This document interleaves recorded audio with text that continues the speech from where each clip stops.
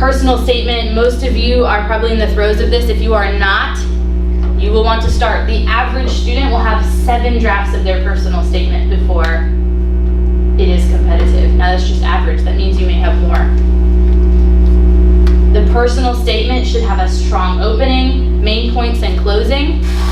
This is not a reiteration of the work and activity section. They already have that. And if you've used your 700 characters accurately, or whatever the character limit is for your program, then they already know what you did. They do not need you to tell them what you did. They need you to tell them why it was important, or what about those experiences will make you a good professional, right? If you just reiterate, I saw 3 neurosurgeries, I got to see CT scan, you already told them that information. Now you're telling them what qualities you hope to embody and using possibly those experiences as fodder. So if you're saying, I hope to be, I usually tell students, I think on here I put, what 3 things do you want them to know about you? Sometimes it's easier to think about that before you even start your personal statement. After they read it, what 3 things, when they flip that page over, what 3 things should be in their mind about you? And then you frame your personal statement around that. If that is that you've overcome challenges, then you can lead into theme number 1, that you overcome challenges, and you would use, most likely, experiences to describe why you are able to overcome challenges and persevere, and why you will then use that skill to be good at dental school or vet school, right? So it's always tied back to why me, and why dental school, why vet school, why med school, why optometry school, right? So that's at the end of the day what they want to know. Why you? Why that profession? So it should not be, the biggest thing that we get when we're reviewing personal statements is a reiteration of the work and activity section that tells them nothing else about you. They've already read it. This should be why you, and why that profession. And usually there should be 3-ish, 2 or 3 distinct things they walk away with after they read it. You may also, in this personal statement, feel the need to discuss any specific hardships, academic issues, or things that may just overall impact your educational pursuits. That is okay, and that is also something that could be in your personal statement. Make sure that you know the character limits. They are short for the most part, because what they're asking of you, tell us why this profession, may take more than the character limit that they've given you. Personal statement writing is an art, and it's why it'll take many drafts, because they're asking you to put who you are, embody who you are, in about maybe a page and a half. So let it be a process. Good writing skills go a very long way in personal statements. If you are a good writer, great. If you're not a good writer, then you may need more than 7 drafts. But that doesn't mean you can't get a good, or you cannot build a good personal statement. I personally am a fan of hooks. Most people will decide to continue or stop reading your personal statement within the first 8 seconds. So usually, this doesn't have to be overly dramatic. It doesn't have to be over the top. But there should be something in the first sentence or 2 that makes the reader want to continue reading. Right?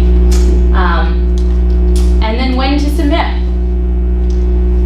This one's a big one. When your personal statement and your application, so those sections of the application, when they're done, hopefully you've already sent your transcripts, right? When Dr. James talked about transcripts, one of the bullets on the screen was send them now. You can send your transcripts now. You'll want to send them as soon as possible so that they have those in hand.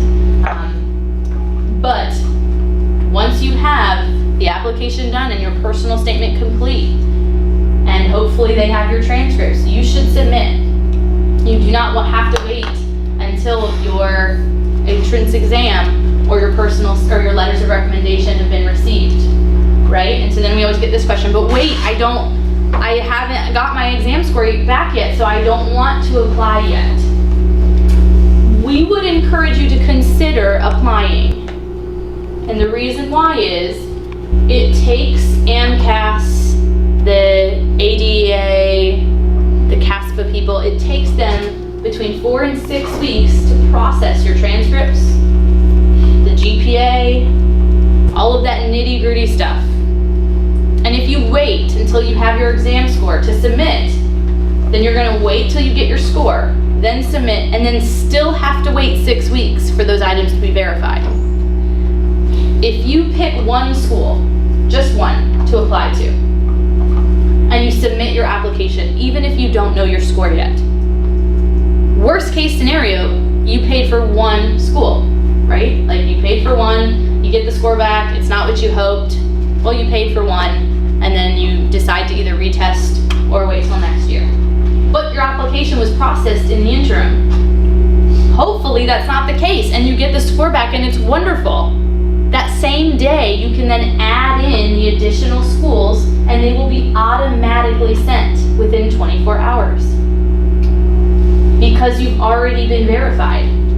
You don't have to be verified each time you add schools, it's just the first time you submit to a school. Does that make sense? Because otherwise, right, let's say you're taking the exam in July, most likely you won't get to see your score until August. That means if you then submit in August, they won't get your application till maybe the end of September, because it may take them 6 weeks to verify. Whereas if you apply now, or let's say you apply, maybe you're not ready right now, let's say you apply and take the exam right about the same time, right? Like you apply early July, you take the exam early July. Well, they're now working on processing your application while you're waiting to get your score back. So just something to consider. Again, though, just a reminder, there's very little that can change after the application. So this is also assuming that your application is complete, that word that Dr. James used, because if it is not complete, you're going to struggle when you cannot update very much on the application. The only things that you can usually update after submitting are the basics like name, password, contact information. For some, you can update if you're planning to retest. And for PT, you can update observation hours. But there are AMCAS and the VMCAS, so the vet school, they will not let you update grades at all. The rest of them mostly will, but again, keep in mind it may be too late. And all but PT, you cannot update any experiences. Okay? Some common mistakes, right? In addition to not having a complete application, making sure to read the instruction manual thoroughly before you submit. Don't miss the deadlines and submit early.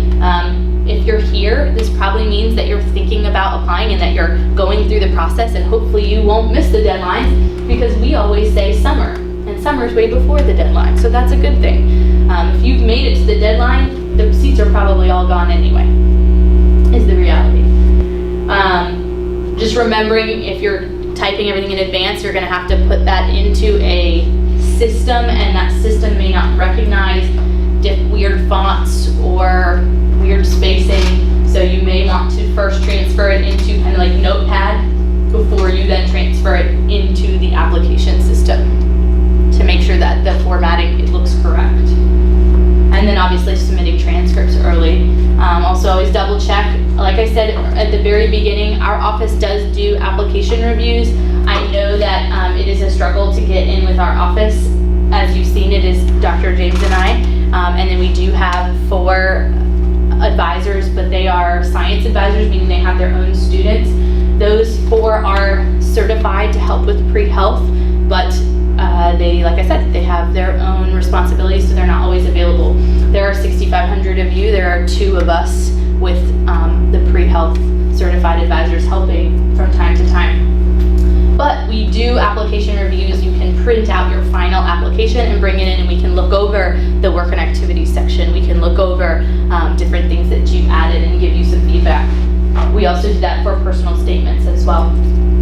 For personal statements, you do need to give us at least 2 weeks to be able to look at it, because we're booked with appointments, and it does take us about 30 minutes to an hour to review your personal statement to give you feedback. have payment ready. The applications are expensive. That's why we want to make sure that you have the best foot going forward. What we don't want is you to apply and spend thousands of dollars on applications if it's not going to be a competitive application. Make sure to just keep an eye out for changes, make sure your contact information is up to date. And then as a courtesy, if you do decide to withdraw for any reason, let the schools know that. So withdraw your application in a timely fashion if you know that's something you're going to do, especially because if you're planning to apply in the future years, you want that, you don't want to be stringing them along and them have additional documents to look through. It's just not really apropos. Please, we ask that you do select yes on the advisor release so that we have that information. For those of you here too, I have two links up there. If you have a phone and you want to do them now, you can. You can get free Kaplan and companion workbooks by that, the first one, and then if you're med school specifically, Kaplan has a checklist. Any additional questions? Yes. Do you know how they verify like hours that you spend? Like, because I know for vet school they need like 400 hours or something like that under a veterinarian. They don't have anything that I've seen on their application to verify. Mm-hmm. Like, do you know how they do that? It's a good question. So do they verify your hours? For PT, yes. For everything else, not usually. So it is an honor system, right? They pretty much assume the fact that they could rescind your entire degree even after you've received it from them based on an ethical issue will behoove you not to lie, right? Will encourage you not to lie. You sign implicitly that all information is correct and accurate on your application, which then gives them the legal right to rescind admission or degrees if you've earned them, if you lied at any point in time. So that fear usually keeps students from making any type of intentional errors. So usually for most, they will not verify it unless they feel that there's a reason to verify. For example, if you put a certain number of hours that is impossible to do in that time frame, you can bet that they will verify that. And it happens, right? People will and a lot of times that's an accident, right? They'll put an extra 0 or something like that, but there have been times that students are just not thinking and they put, like, oh, for this 1 week period, I did 1,000 hours. Like, it's not possible. So mostly not. Yes? For your 15 experiences, obviously a lot of people may only have 4 or 5 that are directly related to medical field shadowing, Yes. or research or clinical experience. There's 15 that the AMCAS will take. We should fill out all 15. So good question. So for the AMCAS, there's 15 work and activities blanks. And yes, most students will have, a handful that are healthcare experience or directly healthcare experience related. For the rest, if they are quality, yes, you should fill them out. If they're, the options for activities include work, non-medical. It includes community service, it includes research, it includes being a TA, tutor, it includes honors and awards. What else am I missing? Publications. It includes publications, it includes... Tutoring. Yeah, so tutoring and being a TA are on the same one. So any of those that were meaningful, yes, you would want to include, because the reality is most of the applicants that they're accepting will have upward 10 or more of quality that they're looking at. That doesn't mean you have to have that, So but it's about most of them will, yes. why it was important to you, not necessarily why it would make you a better doctor. Well, everything can be related to healthcare, right? If you're saying that you worked in a high-paced job that was not healthcare related on the surface, there are transferable skills there, right? The ability to communicate, the ability to think on your feet, the ability to be flexible, they are still directly tied to your ability to be a good physician. But there takes a lot of reflection for you to analyze what about that is going to make you better. Same thing with being a TA or a tutor, right? You're having to teach others, you're having to master material, you're having to listen. You're having to recognize when maybe there's a struggle and how to go about fixing that problem. So there's lots of things that are either going to help you in medical school or as a physician that are transferable skills. And I would encourage each of you for all of those non-directly healthcare to think about those, because I would make an argument that most things that you do, if you were intentional about the activity, have a value that probably can be placed on a transferable skill. I mean, I'm sure there are some that don't, but I would say probably many of them, if you were engaged in that activity, it probably has some type of transferable skill.